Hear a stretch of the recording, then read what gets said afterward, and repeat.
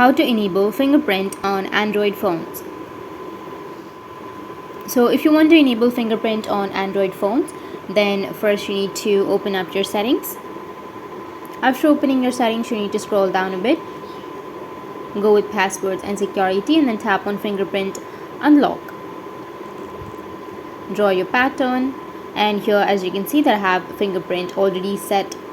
But if you don't have a fingerprint, you can turn it on and then set your fingerprint or add your fingerprint. You'll have add fingerprint option, tap on it, and you need to enter your password.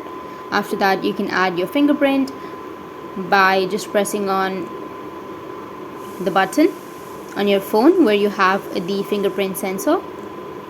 And once you've done adding your fingerprint, you can go with done, which is on the bottom, and that's it. Your fingerprint has been added.